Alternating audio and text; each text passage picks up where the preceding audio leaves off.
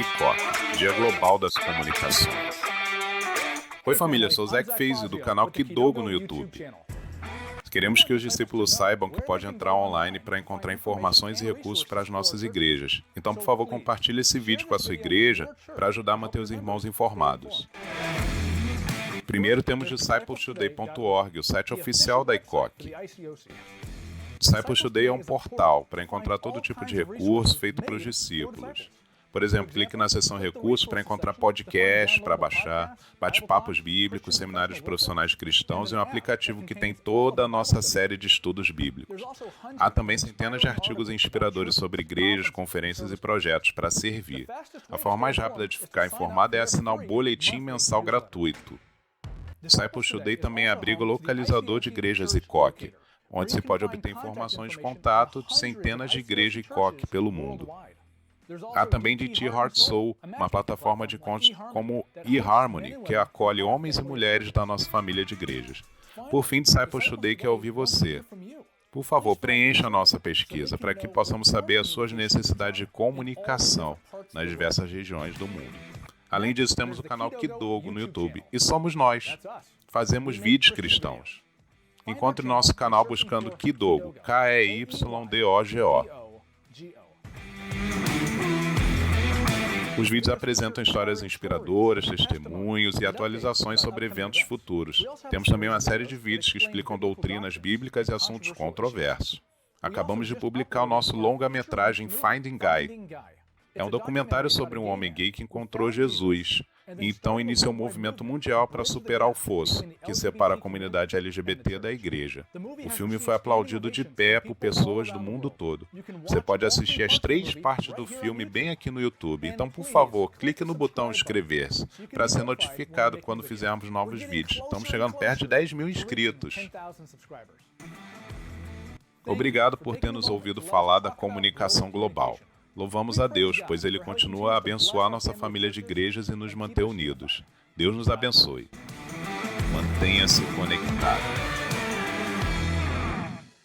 Esteja conectado também com a nossa Igreja do Rio de Janeiro. Eu sou a Bárbara e estou aqui para apresentar os recursos digitais que temos usado nesse tempo de quarentena. Normalmente, nos reunimos na Avenida Melo Matos, número 29, na Tijuca, e agora estamos em diversas plataformas onde você pode se manter atualizado e estar unido virtualmente com a igreja. Nós temos o site, onde você encontra últimas notícias, pregações e aulas. Nós também temos o YouTube, o canal no YouTube, onde você está acompanhando esse vídeo, então aproveita e se inscreva, ativa esse sininho aqui para receber as notificações e estar informado dos nossos últimos vídeos. Também temos o Facebook e o Instagram, onde compartilhamos novas notícias, compartilhamos aulas e pregações. Além disso, temos o aplicativo do Guia do Discípulo, disponível para Android e iOS. E lá você pode encontrar diversos estudos bíblicos para fazer com seus amigos e ajudá-los a entender melhor a mensagem do Evangelho de Jesus Cristo. Temos também o aplicativo Cante uma Nova Canção, disponível para Android, onde você pode acompanhar os nossos louvores da nossa igreja. E temos o Manual do Discípulo disponível em plataformas digitais. Lá contém todos os estudos, inclusive os estudos de 90 dias, e está disponível a compra na Amazon. Então acompanhe os nossos canais de comunicação, esteja atualizado e unido com a nossa igreja. Até mais! Bom dia! Bom dia, queridos irmãos e irmãs. Bom dia. Bom dia. Nós somos a Igreja de Cristo Internacional do Rio de Janeiro. Meu nome é Erlon. Essa aqui é minha esposa Mirtes, nossa filha Sara. É uma alegria estarmos aqui nessa manhã dando esse bem-vindo para cada um de vocês. Eu queria compartilhar uma escritura que está em Abacuque 3, versículo 17 ao 19. que diz: mesmo não florescendo a figueira e não havendo uvas nas videiras, mesmo falhando a safra de azeitonas, não havendo produção de alimento nas lavouras, nem ovelhas no curral, nem bois nos estábulos, ainda assim eu exultarei no Senhor e me alegrarei no Deus da minha salvação. O Senhor, o soberano, é a minha força. Ele faz os meus pés como os do servo, faz-me andar em lugares altos. Amém. Amém. Essa escritura para mim é muito especial, né? Me acompanha a minha vida cristã toda, eu sempre medito nela. Eu não sei se o profeta estava passando por algum momento, né, difícil, mas para ele, né, mesmo faltando todas essas coisas que são importantes, o alimento, né, as ovelhas e bois, né, o azeite, mesmo assim ele exultaria de alegria, né, diante do Senhor. O Senhor é a força dele.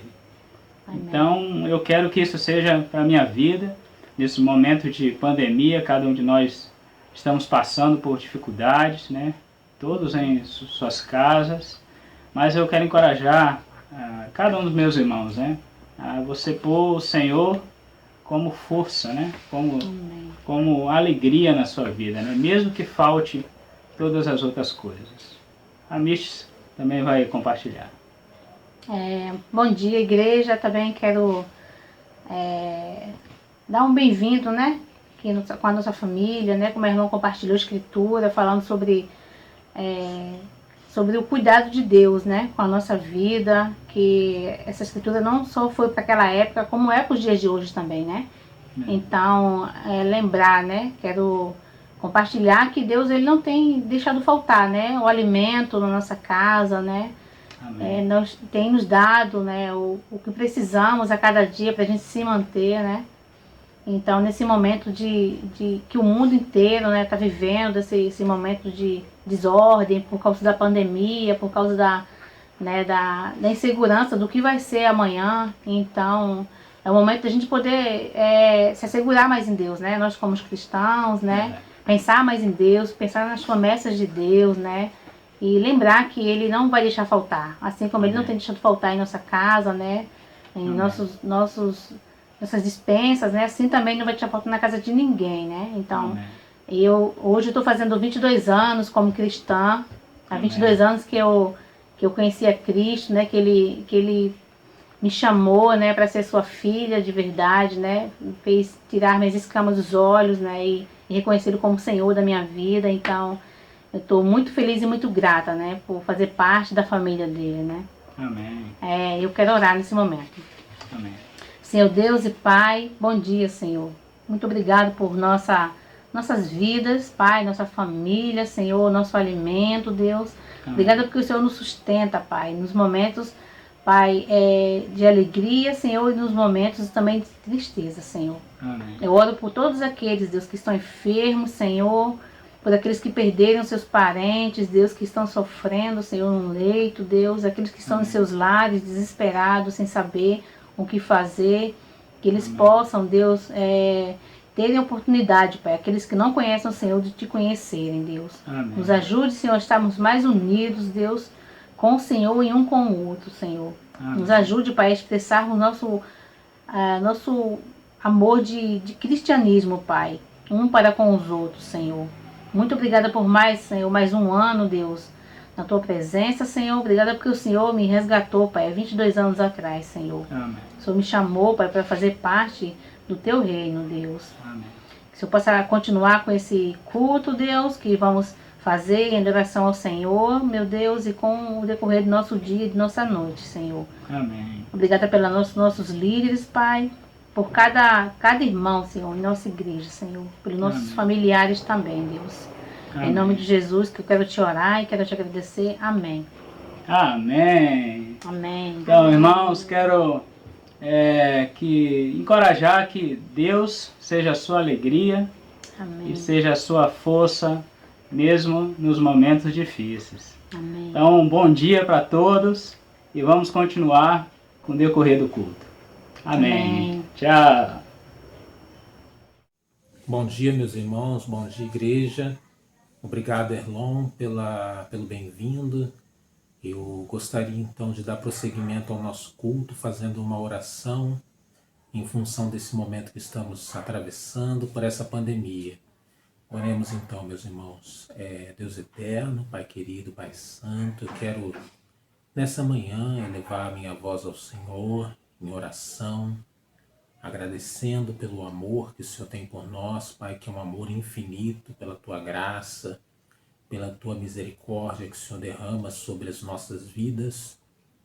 Eu oro ao Senhor para que o Senhor nos livre, Pai, de sermos contaminados por esse vírus que tem assolado, Pai, o nosso país, assolado o mundo.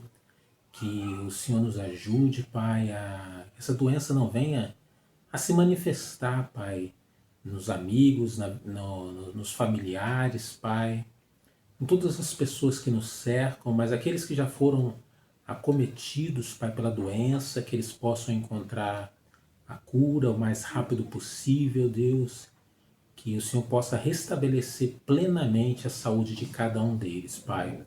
Também oro pelos familiares que tenham perdido algum dos seus entes queridos, Pai, nessa pandemia, que o Senhor venha consolar, que o Senhor venha confortar os corações, mediante o Teu amor, mediante a Tua graça, Deus. Derrame sobre os corações, Pai, dessas pessoas e que elas possam estar reconfortadas, Pai. Em nome de Jesus eu peço, Pai. Peço para que nós possamos ter consciência a respeito do isolamento social, Pai, dos cuidados higiênicos que precisamos tomar, Deus, diante desse vírus, para que nós não venhamos a ser contaminados, Senhor. Nos ajude, nos proteja, Pai. Eu oro também pelas nossas autoridades, nosso governo, Pai, para que o Senhor possa dar sabedoria, Pai, para os nossos governantes, que eles possam gerenciar. Deus, ajude os nossos governantes a deixar as diferenças de lado, Pai, e não buscar apenas seus interesses eleitorais, seus interesses egoístas, mas que eles possam agir em conjunto, Deus, que eles possam ter inteligência, capacidade para lidar com isso, Pai, em prol da população, não deixar a população desassistida, seja financeiramente, Pai, seja provendo, Pai, as condições de saúde que as pessoas precisam. Oro pelos nossos irmãos, Pai, que estão passando por dificuldade financeira, Pai, pela crise financeira que tem acometido eles, que o Senhor não deixe faltar, Pai, seja ao alimento, seja um remédio, Pai, para supri-los nesse momento difícil. Também oro pela dificuldade psicológica, pela depressão, Pai, que acomete as pessoas nesse momento, numa situação como essa em que estamos isolados, Pai, e faz com que o nosso coração fique frágil. Oro para que o Senhor possa nos dar fé, nos dar esperança, Senhor, de que essa pandemia venha passar e de que possamos um dia estar juntos de novo como igreja, Pai. Oro para que os irmãos possam ter zelo, possam ter cuidado uns pelos outros, suprindo as dificuldades, Pai, seja materiais, seja espirituais, que possamos usar os recursos que temos, que é a tecnologia, para poder passar uma mensagem de fé, de esperança. Possamos estar orando juntos, Pai, pelo WhatsApp, possamos passar escrituras e assim encher os corações dos irmãos de ânimo, para que eles possam superar esse momento difícil pelo qual eles estão passando, Deus. Eu oro também pelas nossas autoridades médicas, Pai, que o Senhor possa dar inteligência para eles, para que eles venham encontrar a cura, Senhor, para esse vírus, para essa pandemia, seja uma vacina, seja um medicamento que seja de fato eficaz, Pai, traga a cura para as pessoas, Deus. Por favor, e daqui no máximo 1 ano, que essa pandemia possa ser totalmente erradicada, Pai. Essa é a oração que eu faço com fé, em nome de Jesus. Amém. Amém, meus irmãos. Vamos dar então prosseguimento ao nosso culto. Agora vai ter Paulo Fonseca fazendo as nossas ofertas. Um bom dia a todos.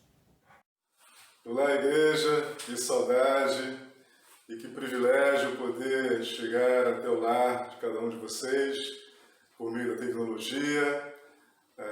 Eu quero, nesse momento, preparar nossos corações para falar sobre oferta e quero fazer isso lendo um versículo da Bíblia para nos encorajar. Filipenses 4, versículo 18, que diz assim: aqui está o meu recibo de tudo que vocês me enviaram e que foi mais do que o necessário.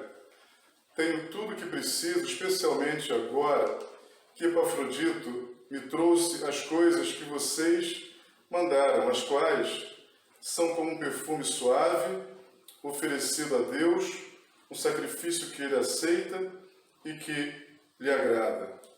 Vejo nas palavras de Paulo aqui um coração repleto de gratidão, de alegria. Ele diz que ele recebeu até mais do que era necessário, o coração de um homem que reconhece o valor da ajuda que estava recebendo dos irmãos dessa igreja. Ele compara essa ajuda a um perfume suave que é oferecido a Deus, um sacrifício que é aceito por Deus, um sacrifício que o agrada. Imagina isso. E hoje, irmãos, eu creio que também com as nossas contribuições e as contribuições que você tem dado à igreja, com o coração, o espírito com que você tem feito isso, tem encontrado também muitos corações, como o coração de Paulo, que tem se alegrado, que tem ficado cheio de gratidão e que tem frutificado na forma de louvor, de adoração e de honra ao nosso Deus. Por isso eu quero encorajá-los a continuarem ofertando. Os dados bancários da igreja estão aí na tela, que você possa encontrar a maneira mais segura para a sua saúde de fazer a sua contribuição. Vamos terminar orando. Pai amado, nós iremos orar ao Senhor, inspirados por essas palavras que acabamos de ler, pelo exemplo dessa igreja e também inspirados pelo que eu sei que a igreja aqui do Rio tem feito, Senhor. Contribuição sacrificial, generosa, que eu sei que tem alcançado muitos corações, enchidos de gratidão, de alegria, de conforto. E eu peço ao Senhor que interceda em favor da Tua igreja, que abençoe aqueles que têm perdido suas rendas, que têm tido suas rendas diminuídas. E, por fim, eu peço que o Senhor interceda em favor da humanidade, Senhor, nesse tempo de pandemia que tem trazido tanta dor, tanto sofrimento a tantas famílias, Pai. Nós oramos confiantes ao Senhor, que é o único que pode nos socorrer, que é o único que pode fazer cessar essa pandemia. Nós oramos tudo isso ao Senhor agradecido, em nome de Jesus. Muito obrigado a todos. Nós temos agora uma participação internacional com vocês, Roger e Bruno, direto da Alemanha. Bom dia, igreja. Queria convidar vocês agora a cantarem os louvores conosco. E a gente vai começar com Hoje é Tempo de Louvar a Deus. 1, 2, 3.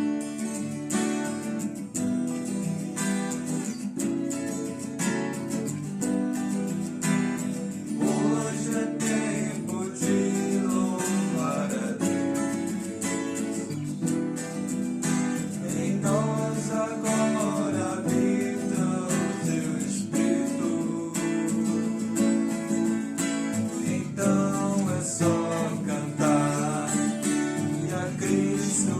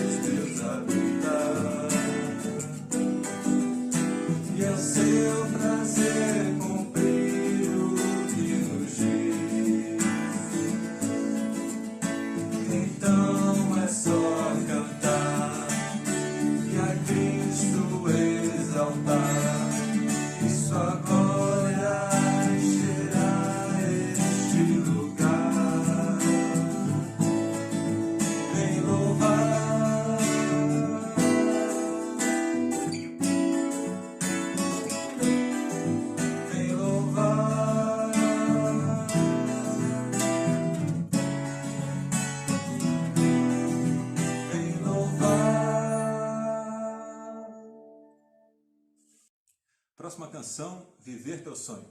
3, 4. De noite, canto de alegria, são louvores de coração. Muitas vozes estão unidas, vivendo juntas uma canção. Pai, alcança o meu interior. Pai, és meu escudo protetor. Pai, me ajude a entender a cruz e ver quem é Jesus. Que por ser teu filho, chama-te Pai. Viver teu sonho, sem olhar pra trás. Por ser teu filho, chama-te Pai. Viver teu sonho, sem olhar pra trás. São tantas lutas na minha vida, mas meu Deus é a solução. Não temerei um só minuto, sigo a verdade, não a ilusão. Pai, alcança o meu interior. Pai, és meu escudo protetor. Pai, me ajude a entender a cruz e ver quem é Jesus. Que você é teu filho, chama-te Pai. Viver teu sonho, se olhar pra trás. Você é teu filho, chama-te Pai. Viver teu sonho, se olhar pra trás.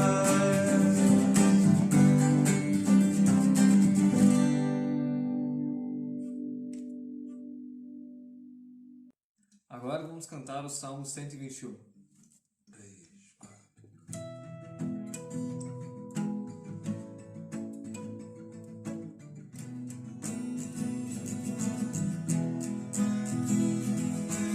Olho para os céus e para os montes, de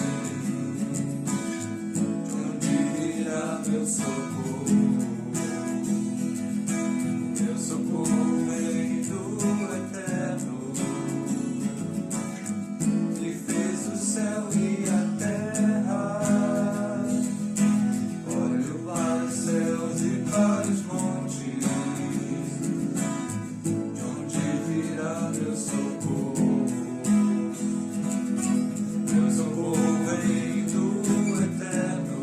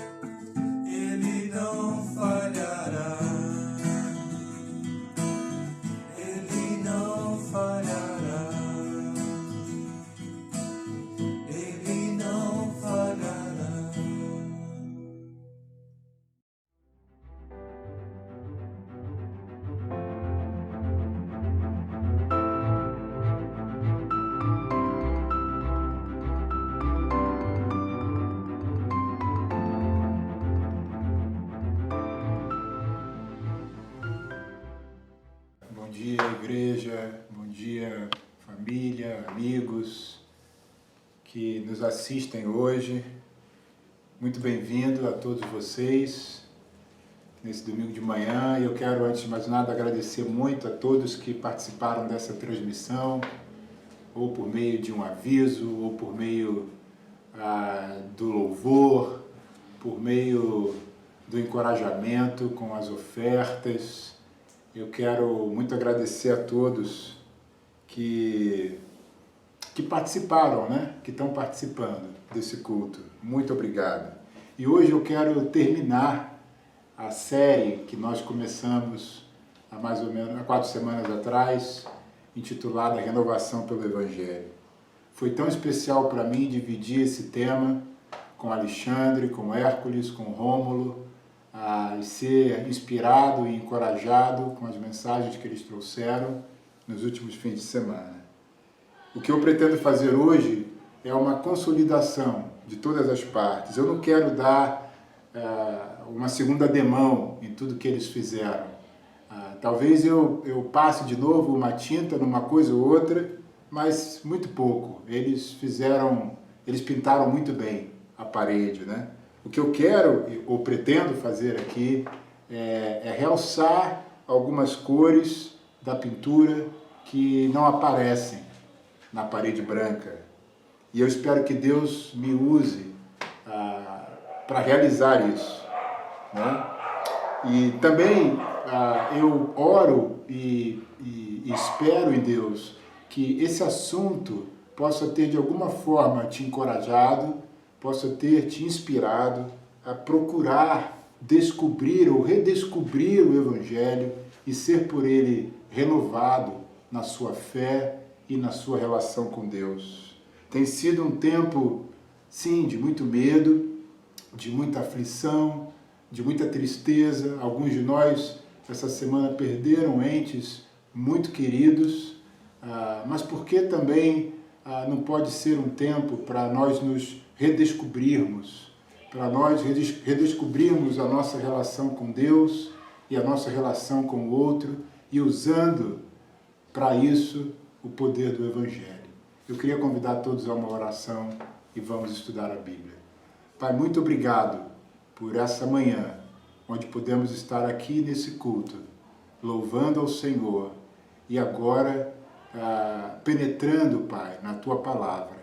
Eu oro que ela possa atingir o nosso coração, que ela possa alcançar o mais profundo da nossa alma, renovando a nossa fé e avivando o nosso coração no nosso relacionamento com o Senhor.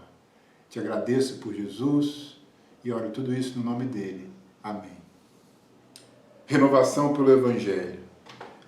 Como isso se dá? O agente da mudança é o Evangelho. O Evangelho é um poder que nos dá vida, como a Bíblia fala em Romanos capítulo 1, versículo 16. Não me envergonhe do Evangelho, porque é o poder de Deus para a salvação de todo aquele que crê, primeiro do judeu, depois do grego. Porque no Evangelho é revelada a justiça de Deus, uma justiça que do princípio ao fim é pela fé. Como está escrito, o justo viverá pela fé. Pense em alguma área da tua vida onde você deseja uma mudança.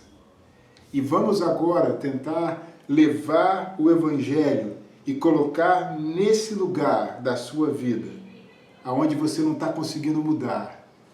E que a gente tenha a certeza que essa transformação virá. Porque o Evangelho tem o poder de transformar a nossa mente e o nosso coração. Ele muda a nossa maneira de abordar praticamente tudo na vida. Mas como isso acontece? Primeiro é necessário haver, eu acredito, um resgate do Evangelho, um resgate transformador, uma renovação, um avivamento por meio do Evangelho nos nossos corações. E para que isso aconteça, o coração, como falamos algumas semanas atrás, como Alexandre nos trouxe, é vital nessa necessidade de renovação. existem dois conceitos muito difundidos sobre o significado de renovação, de avivamento na fé. O primeiro conceito, ele enxerga o avivamento como basicamente um acréscimo de atos extraordinários do Espírito Santo. Milagres, curas, revelações. Um segundo conceito enxerga o avivamento como um período especialmente vigoroso de pregações, de campanhas, de reuniões evangelísticas. Pessoalmente, eu experimentei ao longo desses 30 anos de vida cristã muitos momentos como esse aqui. Mas eu tenho aprendido que o avivamento, que é a renovação pelo Evangelho, é uma intensificação da atuação normal do Espírito Santo. Em que sentido? No sentido de nos dar convicção em relação ao pecado, em relação à regeneração, em relação à nossa santificação e segurança na graça de Deus, por intermédio de meios comuns da graça, como a pregação, a oração e a comunhão dos relacionamentos. Muitos de nós, convertidos, a gente decidiu por Cristo verdadeiramente, mas parece que aquele entusiasmo do início, muitas vezes, ele não é mais visível e a nossa vida, ela acaba não fazendo nenhuma diferença na sociedade ao redor, na comunidade onde nós vivemos. E a Bíblia vai falar de que maneira o Espírito Santo age nos nossos corações. Em 2 Coríntios, capítulo 1, Paulo fala: ora, é Deus que faz que nós e vocês permaneçamos firmes em Cristo.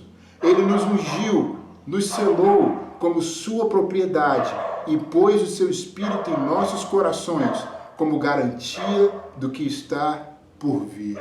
Na obra da graça, o coração ocupa uma posição singular. Mas como se dá essa transformação no coração?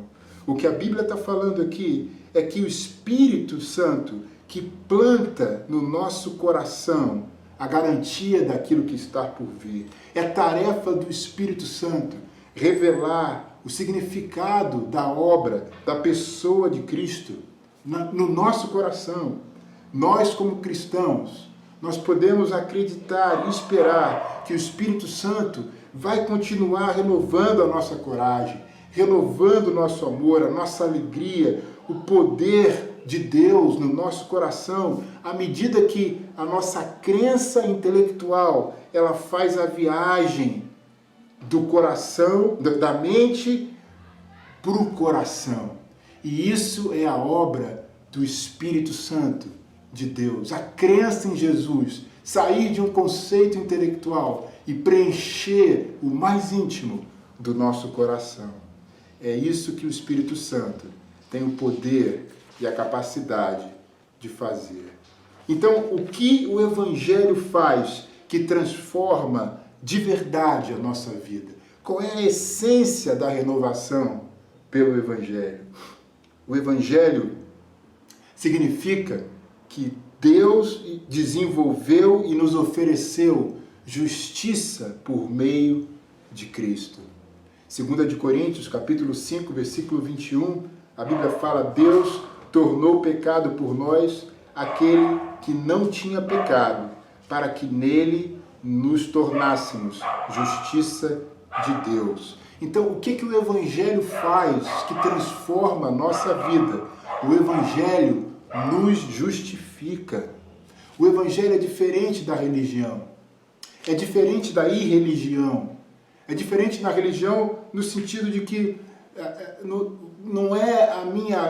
são as minhas obras e as coisas que eu faço ou deixo de fazer que me justificam diante de Deus. E muito menos o Evangelho não tem nada a ver com a irreligião, que é uma completa rebeldia ou não responder à mensagem de Deus. O Evangelho é o que nos justifica diante de Deus.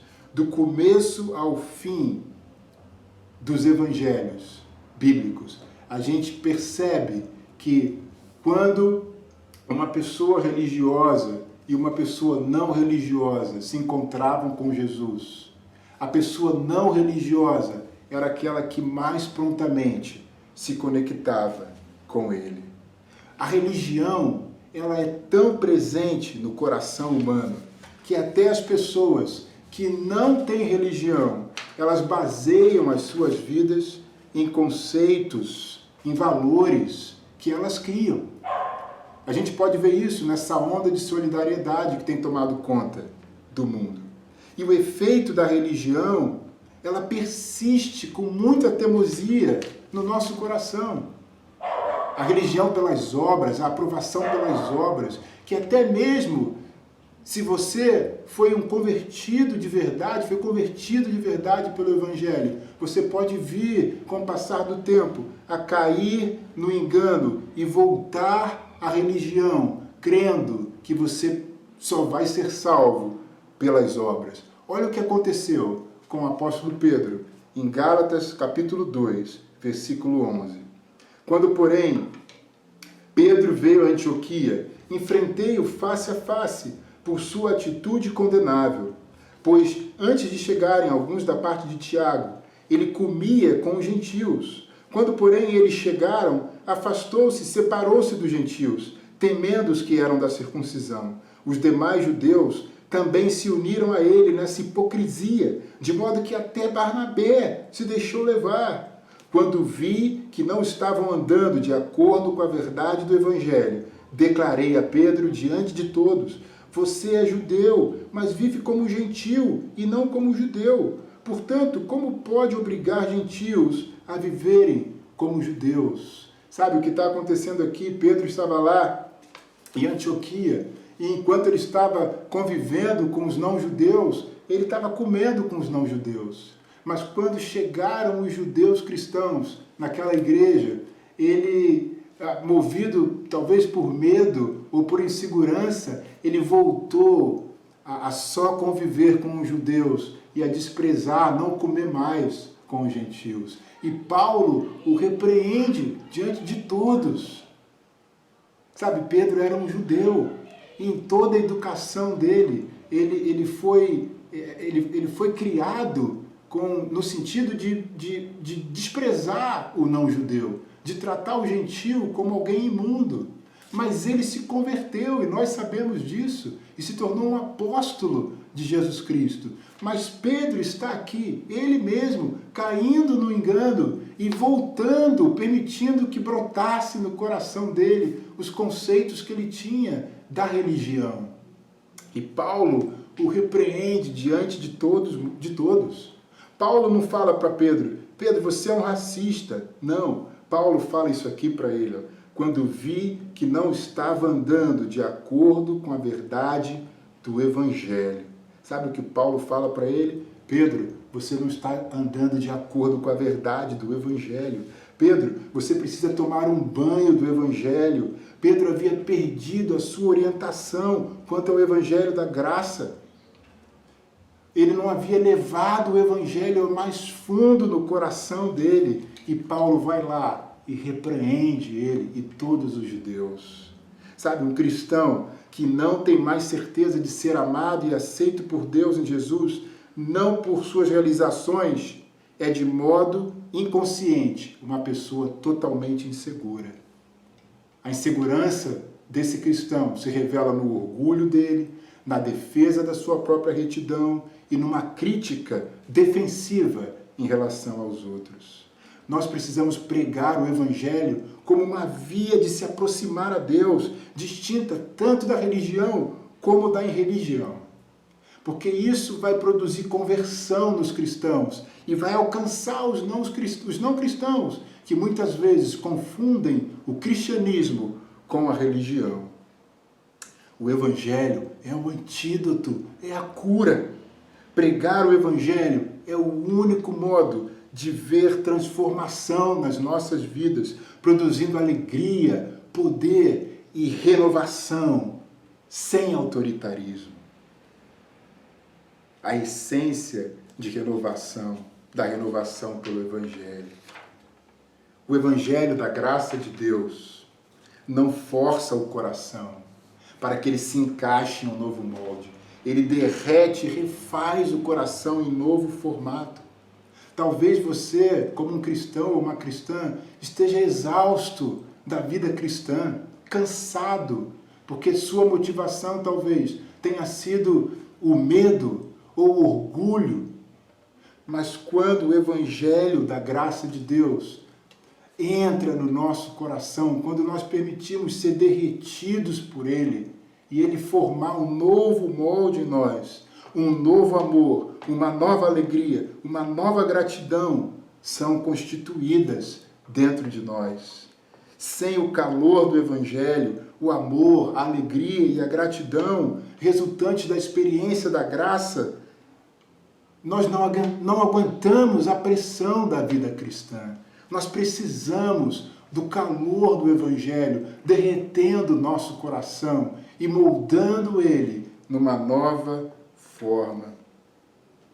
A essência da renovação pelo Evangelho, como o Evangelho nos convoca a uma mudança. Olha em Tito, capítulo 2, versículo 11.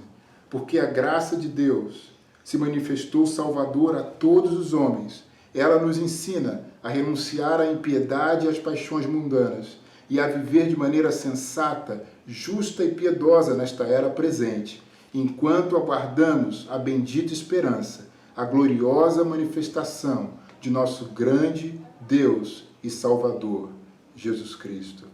Sabe, pensa agora em todas as maneiras de dizer não a um comportamento que não corresponde à vontade de Deus. Você pode dizer não porque aquele determinado comportamento vai afetar a sua boa imagem.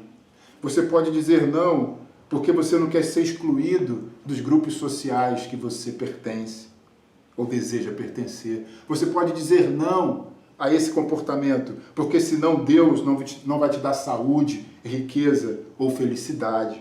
Você pode dizer não porque senão Deus vai te mandar para o inferno. Você pode dizer não porque você vai se odiar depois e perder a sua autoestima.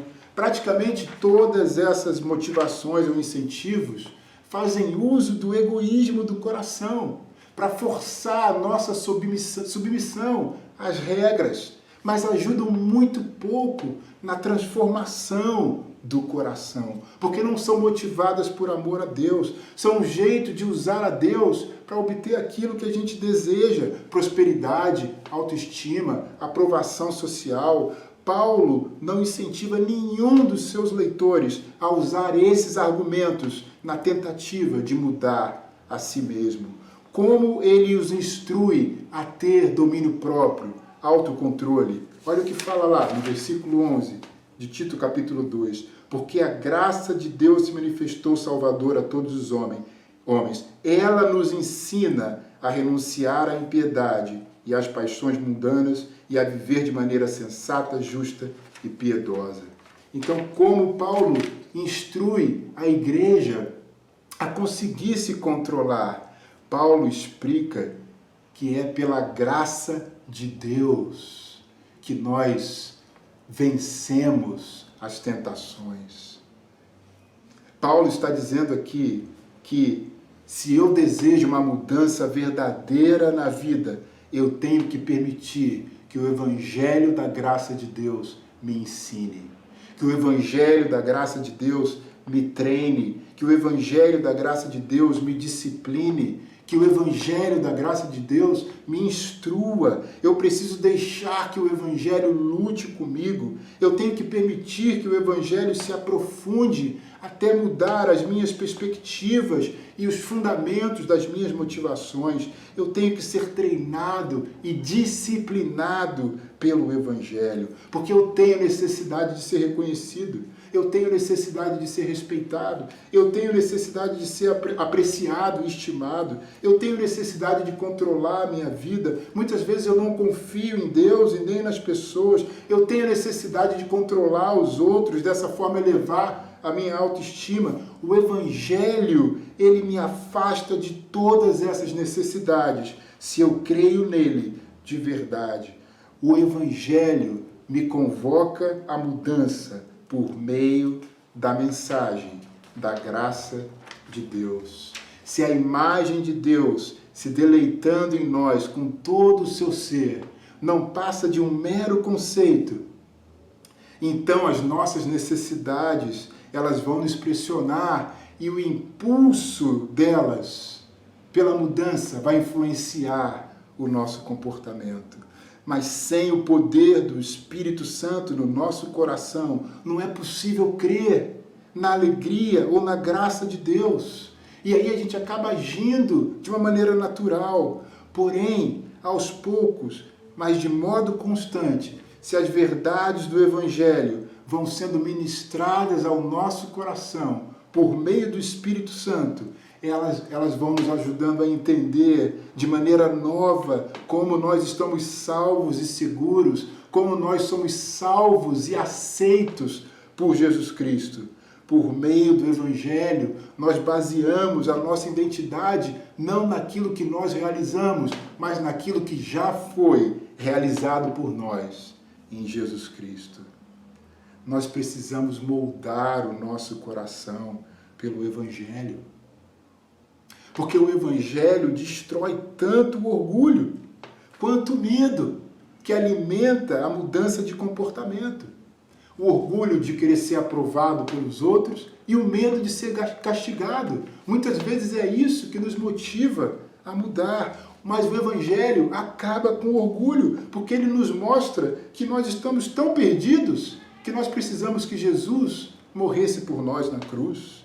E ele também acaba com o medo, porque ele nos mostra que não há nada que nós possamos fazer que possa nos afastar do amor de Jesus Cristo pelas nossas vidas. Quando a gente abraça essas verdades com força, nosso coração é transformado, a sua inclinação é redirecionada. Nós não nos comportamos mais corretamente porque isso é proveitoso ou porque isso vai aumentar a nossa autoestima. Ao contrário, a gente começa a falar a verdade, a gente começa a cumprir as nossas promessas simplesmente por amor àquele que morreu por nós, que cumpriu a sua promessa, apesar do imensurável sofrimento que aquilo causou na vida dele. O Evangelho nos ajuda a agir corretamente, não por nós mesmos, e sim por Deus, por Cristo, pelo desejo de conhecê-lo, de agradá-lo, de amá-lo e de nos tornarmos cada vez mais parecidos com aquele que nos salvou. Esse tipo de motivação só nasce e cresce no coração de alguém profundamente tocado pela mensagem da graça de Deus. A fé no Evangelho reestrutura as nossas motivações, a nossa autocompreensão, a nossa identidade e a nossa perspectiva nesse mundo. A fé no Evangelho transforma o nosso coração. Qual é, então, a essência da mudança de comportamento? O que nos fortalece a viver de modo santo? A solução não é simplesmente nos obrigarmos a fazer o que é certo ou nos ameaçarmos para que isso aconteça, mas aplicar o Evangelho aos ídolos do nosso coração. A tudo aquilo que reside em nós, que é mais importante do que Deus, a tudo aquilo que a gente tem como justificativa para estar bem com Deus, que está acima daquilo que Jesus Cristo já fez pelas nossas vidas. Sabe, amigos e amigas, eu acredito que nas lutas da vida, como cristão, eu devo usar todos os meios possíveis para realizar a vontade de Deus. Se eu tiver tentado atacar uma pedra em alguém, eu devo empregar todos os meus esforços para não fazer isso. Eu tenho que lembrar que eu posso ser preso, eu tenho que lembrar que eu posso envergonhar a minha família. Seria muito errado eu ceder ao impulso de tacar uma pedra em alguém só porque naquele calor do momento eu não consegui compreender perfeitamente ou suficiente o Evangelho para me refrear.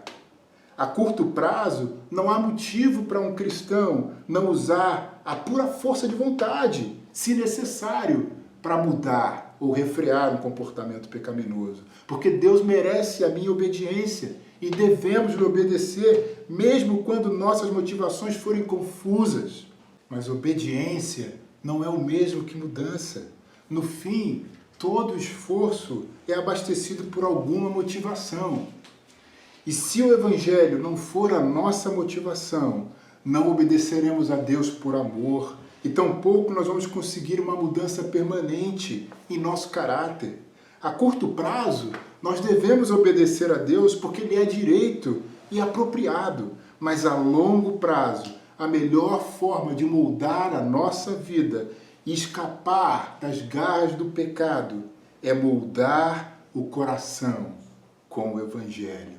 O Evangelho é o agente de mudança. O coração tem um papel essencial nessa mudança. Quando o Espírito Santo age nele, nos fazendo compreender o Evangelho da graça de Deus.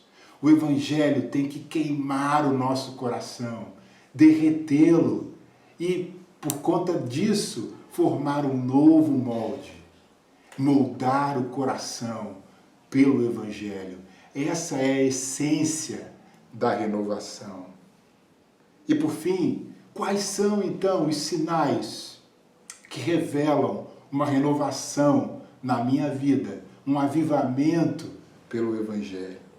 A obra de renovação pelo Evangelho. Sabe, o Espírito Santo, ele usa instrumentos para operar essa renovação. E um deles é a oração. O importante não é o número de pessoas que oram, mas é a natureza da oração. Uma súplica para receber a graça de Deus, para confessar os pecados com humildade. Uma oração que retrata compaixão e zelo pela salvação das pessoas e pelo crescimento da igreja. Uma oração que revela um anseio por conhecer a Deus, por ver sua face, por vislumbrar toda a sua glória. Sabe, é interessante uma passagem em Atos capítulo 4, porque os irmãos Pedro e João, eles haviam sido presos. Eles estavam na porta do templo, haviam acabado de curar um mendigo aleijado que pedia esmola ali há anos. E depois dessa cura, do aleijado começar a andar, eles começaram a pregar na porta do templo em Jerusalém. E quando os religiosos, os líderes religiosos, os guardas do templo viram aquilo, levaram eles presos. E na cadeia eles foram interrogados, depois eles foram ameaçados e foram advertidos a não abrir mais a boca para falar sobre Jesus Cristo e mandados embora. Aí quando eles voltam para o lugar onde a igreja estava reunida, olha o que eles falam, em Atos 4, versículo 33.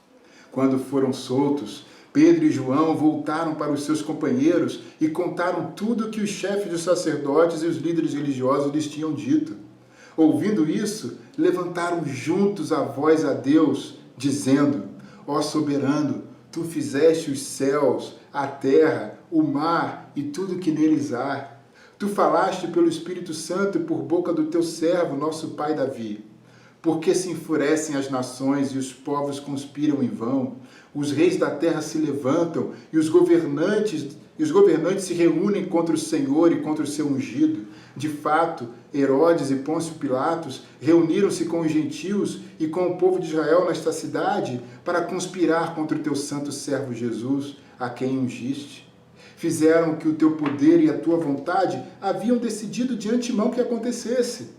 Agora, Senhor, considera as ameaças deles e capacita os teus servos para anunciarem a tua palavra corajosamente. Estende a tua mão para curar e realizar sinais e maravilhas por meio do nome do teu santo servo Jesus. Depois de orarem, tremeu o lugar em que estavam reunidos, todos ficaram cheios do Espírito Santo e anunciavam corajosamente a palavra de Deus. Sabe, depois de serem ameaçados e advertidos a não mais abrirem a boca para falar de Jesus, quando eles voltaram para a igreja e contaram o que havia acontecido, toda a igreja orou, não para que eles fossem protegidos, não para que Deus protegesse suas famílias, mas pediram coragem para continuar pregando a palavra de Deus. Sabe, eu acredito que esse é um modelo de oração para ser imitado nesse momento que a gente está passando. Sem dúvida a gente tem que orar pela cura desse vírus. Sem dúvida a gente tem que orar para que as pessoas que estão doentes sejam curadas. Sem dúvida a gente tem que orar para que isso acabe, como nós fizemos quarta-feira como igreja. Mas eu acredito que as nossas orações também devem ter o componente do pedido, da súplica pelo entendimento da graça de Deus. As nossas orações devem ter para que nesse momento pessoas sejam tocadas por sua palavra e se convertam ao cristianismo. As nossas orações devem ter nas suas palavras o anseio para que nesse momento a gente possa conhecer mais a Deus, a gente possa nos aproximar dele, a gente possa redescobri-lo e nos avivar no coração pela nossa fé em Jesus Cristo. A oração é um instrumento do Espírito Santo para produzir renovação. E uma segunda coisa é a redescoberta do Evangelho. Em Lucas 24, há uma história narrada por Lucas que os dois cristãos estão andando depois da ressurreição de Jesus em Emaús, e aí eles estão falando sobre o que estava acontecendo lá, e de repente um cara aparece no caminho deles. Esse cara era Jesus. E esse cara começa a perguntar o que tinha acontecido, mas eles não reconhecem que aquele homem era Jesus Cristo. Até que Jesus fala com eles no versículo 25 de Lucas 24, ele lhes disse: como vocês custam a entender e como demoram a crer em tudo o que os profetas falaram. Não devia o Cristo sofrer essas coisas para entrar na sua glória? E começando por Moisés e todos os profetas, explicou-lhes o que constava a respeito dele em todas as Escrituras. Ao se aproximarem do povoado para o qual estavam indo, Jesus fez com quem ia mais adiante, mas eles insistiram muito com ele: fique conosco, pois a noite já vem, o dia já está quase findando. Então ele entrou para ficar com eles. Quando estava à mesa com eles, tomou o pão, deu graças, partiu-o e o deu a eles. Então os olhos deles foram abertos e o reconheceram, e ele desapareceu da vista deles. Perguntaram-se um ao outro: não estava queimando nosso coração enquanto ele nos falava no caminho e nos expunha as Escrituras? O que a gente vê aqui, eu acredito, é um abrir dos olhos. Aqueles discípulos que andaram com Jesus, que viram Jesus, que ouviram tudo o que aconteceria com Jesus, que ele morreria, que ele seria crucificado, que ele ressuscitaria no terceiro dia, e que não acreditavam mais. Os olhos deles foram abertos pela própria palavra de Jesus e a explicação das Escrituras. O Evangelho precisa ser redescoberto, precisa ser esclarecido e aplicado no meu e no seu coração. Quando alguém que professa a fé, que crê em Cristo, mas não pratica, se converte, a igreja é reavivada. Cristãos fracos se tornam fortes e não cristãos se encantam com essa igreja nova e renovada. Quando a gente... Agora, como que eu posso levar as pessoas a entenderem o Evangelho de forma a verem e sentirem o seu poder? A primeira coisa que eu acredito, a igreja recupera o Evangelho por meio da pregação. Uma pregação centrada em Cristo e naquilo que Ele fez pelas nossas vidas. A mudança na construção do anúncio da mensagem. Eu, por muitos anos, prego. E por muitos anos eu enfatizei em minhas pregações o fazer, o pecado e o arrependimento. E tudo bem, isso teve o seu valor e continua tendo o seu valor. Mas por muitos anos, como pregador, eu enfatizei o fazer. E agora eu tenho procurado e descoberto dar ênfase não naquilo que eu faço ou tenho que fazer, mas naquilo que já foi feito por mim, através de Jesus Cristo. Uma outra maneira de levar as pessoas a entenderem o Evangelho é que nas nossas igrejas em casa, nos nossos relacionamentos, nas nossas parcerias, a gente possa falar de quem Deus é, do que Deus tem feito na nossa vida, a gente possa confessar os nossos pecados e ver e compartilhar o quanto o Evangelho pode produzir as transformações que nós desejamos. A gente tem que trazer o Evangelho para as nossas conversas e compartilhar o quanto ele tem feito diferença na nossa caminhada cristã, e isso vai tocando e espalhando essa mensagem no nosso meio. Sabe, o problema espiritual, talvez da grande maioria de nós cristãos, é que embora a gente tenha um conhecimento intelectual de muitas doutrinas da Bíblia, elas não são uma realidade no nosso coração, e por isso elas não influenciam o nosso comportamento como poderiam influenciar.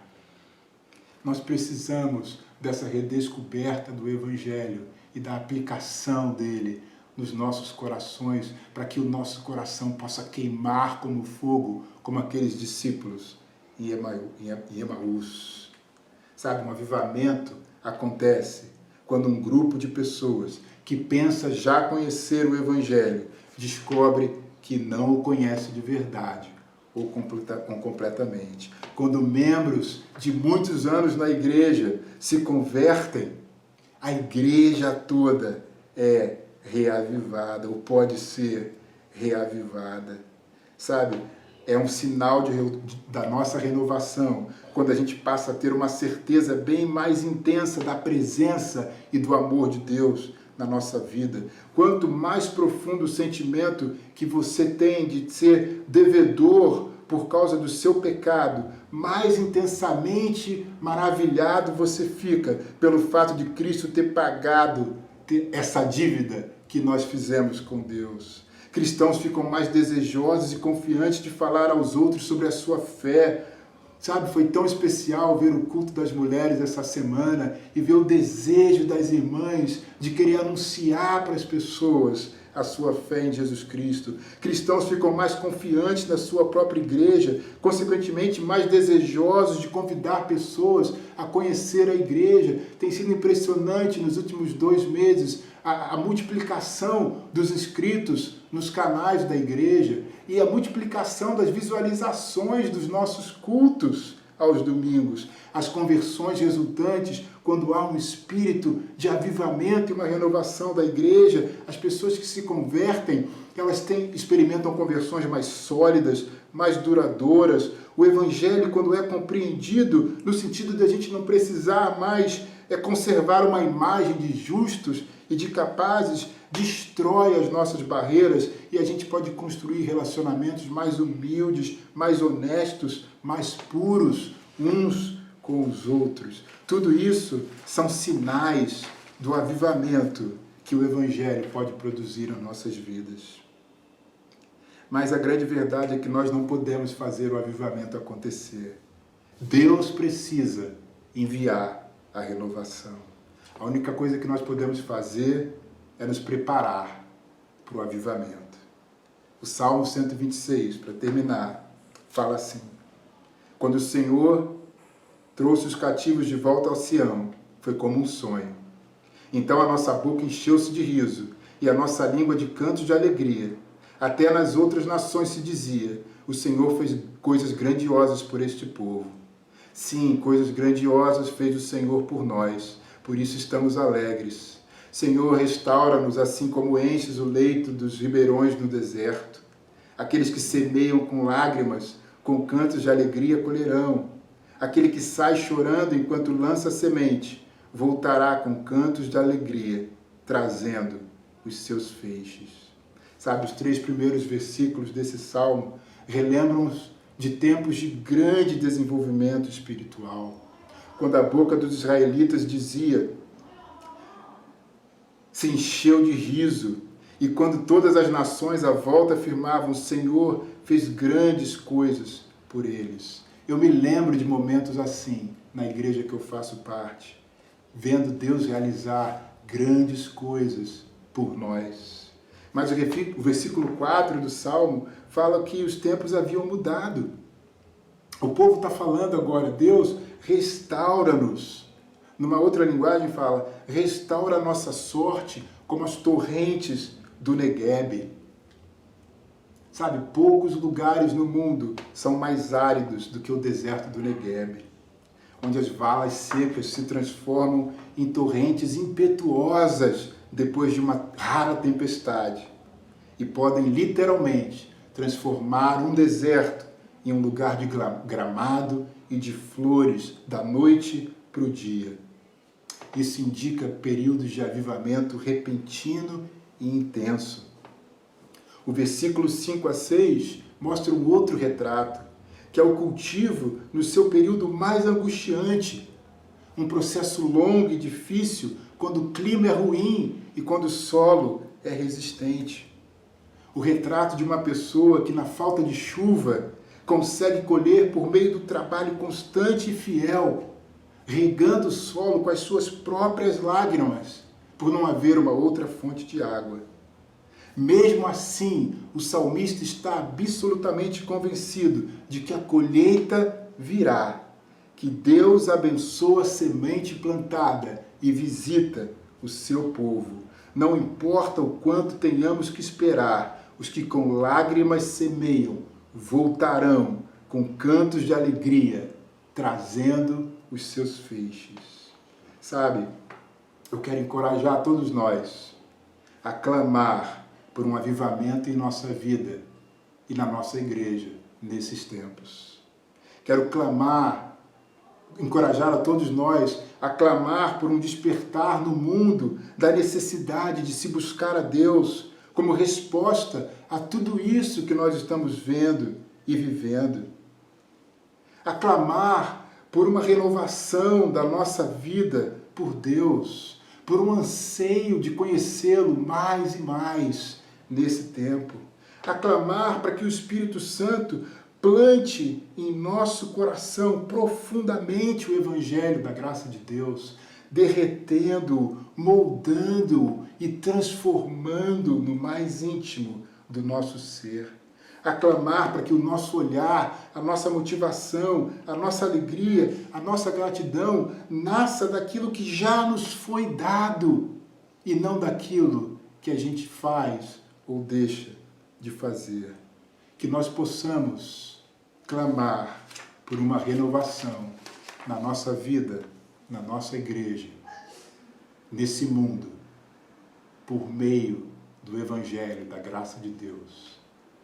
Eu amo muito vocês, tenho muita saudade de todos e espero que essas mensagens tenham de alguma forma contribuído e inspirado você a redescobrir o Evangelho de Jesus Cristo, que morreu na cruz por nós e ressuscitou ao terceiro dia. Que nós possamos orar pensando nessas coisas agora e juntos celebrarmos a Santa Ceia. Amém. Pai, muito obrigado pelo Evangelho da graça de Deus. Muito obrigado, Pai, por aquilo que Jesus fez por nós, por Ele ter pago a nossa dívida, por Ele agora, nesse exato momento, estar vivo e intercedendo em nosso favor. Pai, muito obrigado pelo Evangelho, pelo poder que Ele tem, pela maneira que Ele, juntamente com Teu Espírito Santo, tem o poder de moldar os nossos corações. Pai, derreta o nosso coração e faz um novo molde. Pai, amoleça o nosso coração, molda o nosso coração de acordo com a Tua mensagem, Pai. Pai, que aquilo que foi feito por nós na cruz, por Jesus, seja o nosso olhar, seja a nossa alegria, seja a nossa força, seja a nossa maior motivação para agradar o Senhor e para viver as nossas vidas nesse mundo. Obrigado por Jesus. Queremos lembrar dele, queremos agradecer a ele e queremos engrandecer tudo aquilo que ele fez e que ele continua fazendo por nossas vidas, Deus. Te agradecemos por esse momento da Santa Ceia e oramos tudo no nome dele. Amém.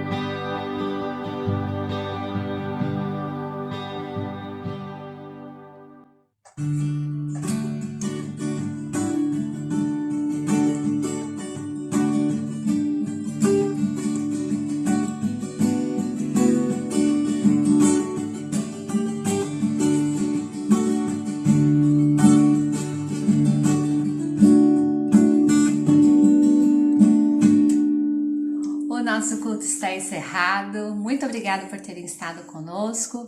Que todos tenham uma ótima semana e até domingo que vem. Tchau.